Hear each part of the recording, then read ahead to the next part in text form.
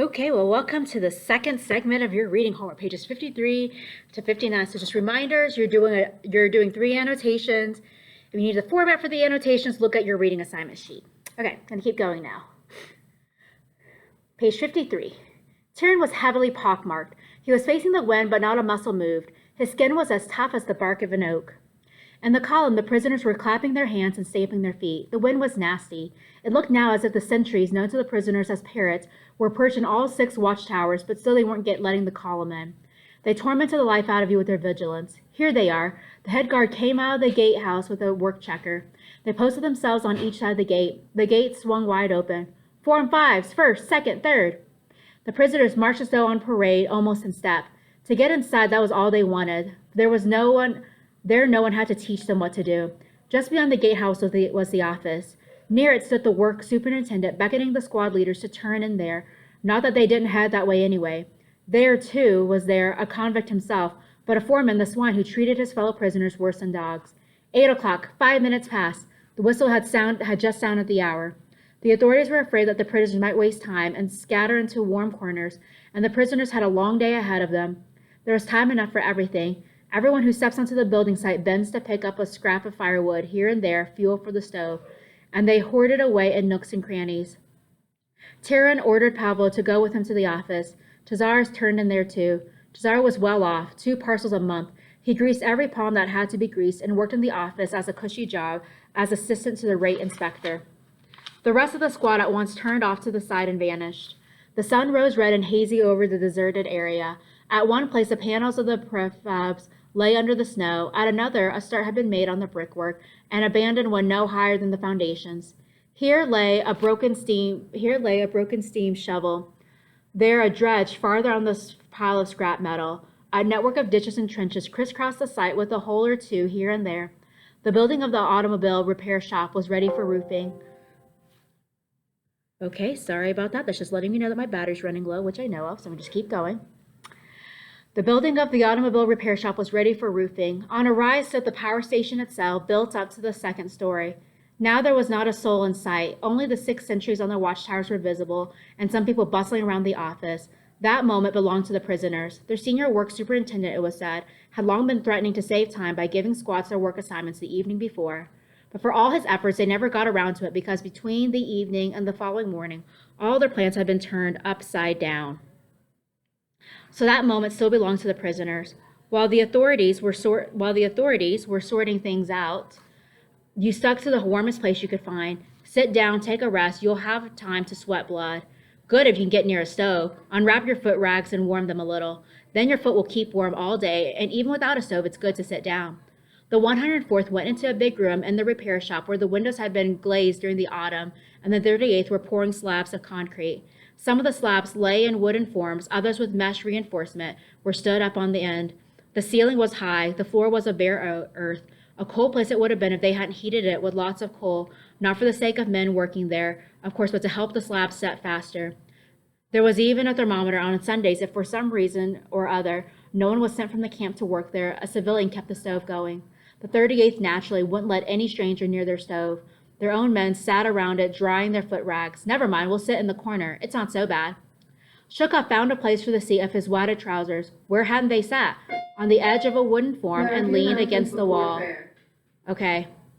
I'm just going to keep reading over the intercom.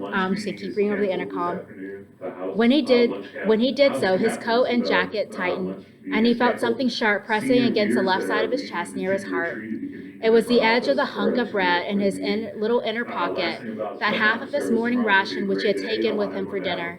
He always brought the same amount with him to work and never touched it till dinner time. But usually he ate the other half at breakfast. This time he hadn't, but he realized he had gained nothing by economizing. His belly called out to him to eat the bread at once in the warmth. Dinner was 5 hours off and time dragged, and that nagging pain had now moved down to his legs, which felt quite weak. Oh, if he could only get to the stove. He laid his mittens on his knees, unbuttoned his coat, untied the tapes of his face cloth. Please have a prayer.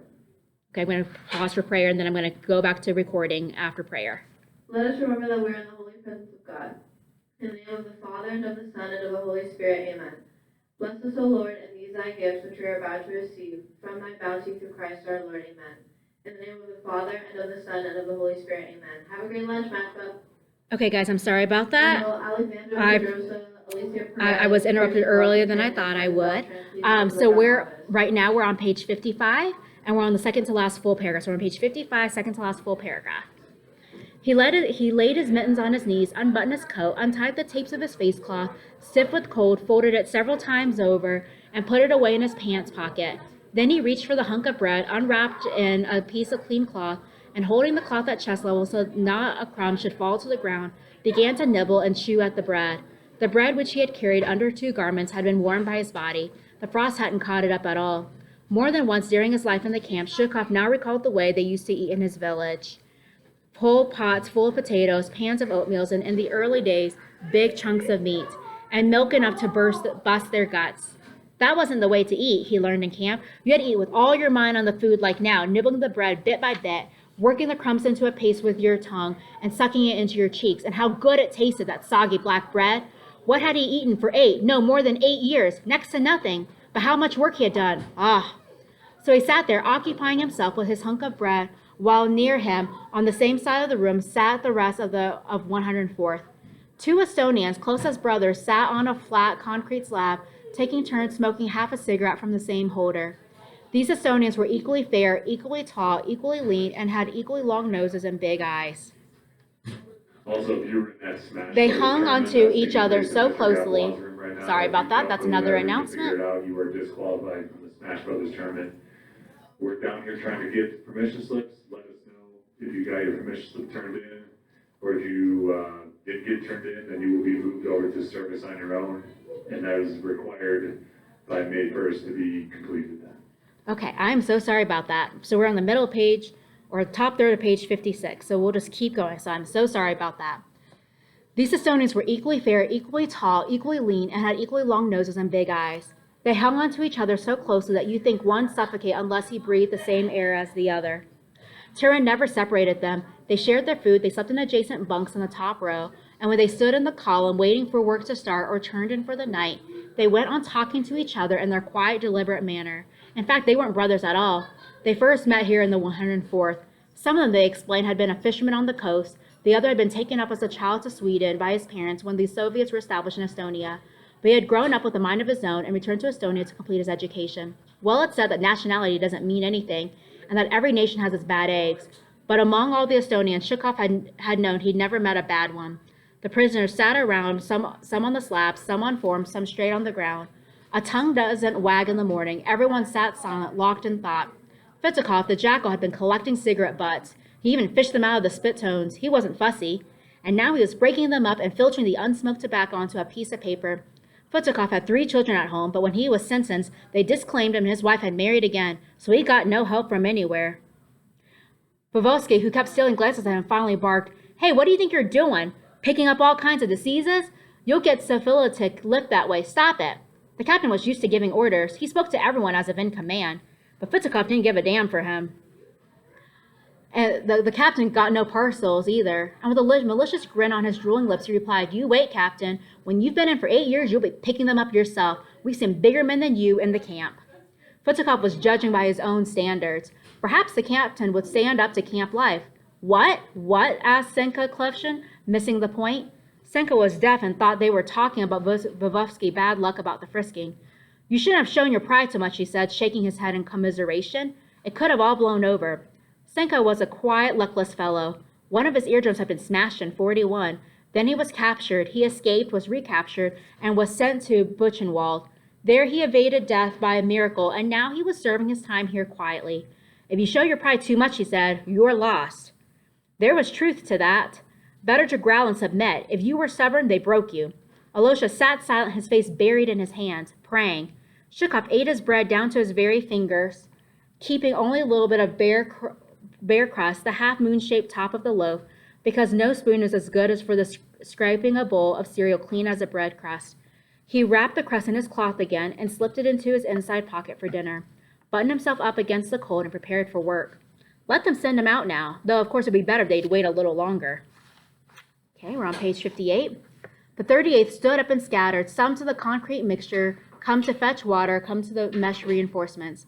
But neither Pablo nor Turin came back to their squad. And although the 104th had been sitting there barely 20 minutes and the working day curtailed because it was winter didn't end until 6, everyone felt they'd had a rare stroke of luck. Now evening didn't seem far off.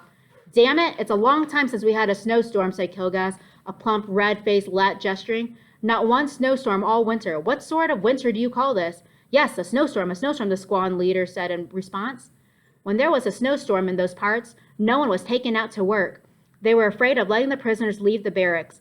They could get lost between the barrack room and the mess hall if you didn't put up a rope guide. No one would care if a prisoner froze to death, but what if he tried to escape? There had been instances. During the storms, the snow was as fine as dust, but the drifts were as firm as ice. Prisoners had escape over them when they topped the barbed wire. True, they hadn't gotten far. Come to think of it, a snowstorm was no use to anyone. The prisoners sat locked in, the coal was delivered late, and all the warmth was blown out of the barracks. Flour didn't reach the camp, so there was no bread. More often than not, there was no hot food either.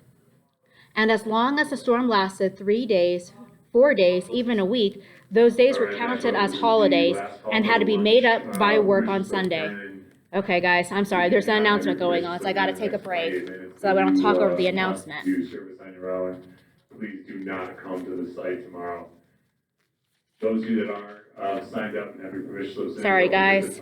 There's an announcement going on, so I got to kind of take a pause. And we work till 2. You need to bring your own lunch and be at the site on time. And please make sure, it's super important that you get rides figured out so that our chaperones and teachers are not waiting past 2 o'clock tomorrow. Okay, guys, I'm sorry about that. That was another interruption. All right, so we're at the bottom, page 58, all the same. All right, so we'll start down there.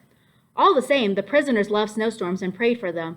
Whenever the wind rose a little, every face was turned up to the sky. Let the stuff come, the more the merrier. Snow, they meant. With only a ground wind, it never really got going. Someone edged up to the stove on the 38th, only to be ousted. Just then, Taryn walked in. He looked gloomy. His squad understood that there was something to be done, and quickly. Hi, said Taryn, looking around. All present 104th? He didn't verify or count them because none of Taryn's men could have gone anywhere. Without wasting time, he gave their men their assignments. The 2 Estonians, Senka and Kopchik, were sent to pick up a big wooden box for mixing mortar nearby and carry it to the power station. They all immediately knew what they were being transferred to the half-completed building where work had been halted in late autumn. The other men were sent with Pablo to get tools. 4 were ordered to shovel snow near the power station and the entrance to the machine room and inside and on the ramps. A couple of men were sent to light the stove in the machine room using coal and such lumber as they could swipe and chop up. Another was to drag cement there on a sled. 2 were sent to fetch water, 2 for sand, and yet another to sweep the snow off the sand and break it with a crowbar. The only 2 left without assignments were Shukov and Gilgas, the leading workers of the squad. Calling them over, Tyrin said, "Well, look here, boys." He was no older than they were, but he had a habit of addressing them like that. "After dinner, you'll be laying cement blocks on the 2nd-story walls over there where the 6th stopped work last autumn. Now, we had to figure how to make the machine room warmer. It has 3 big windows, and the first thing you have to do is to board them up somehow. I'll give you people to help, but you must figure out what to board them with. We're going to use the machine room for mixing the mortar and for warming ourselves. Unless we keep warm, we'll freeze like dogs, understand?" All right, guys, that's the end of the second segment. Go ahead and do your annotation. And then if you're following along, you can go ahead and look up the 3rd segment after this. God bless you.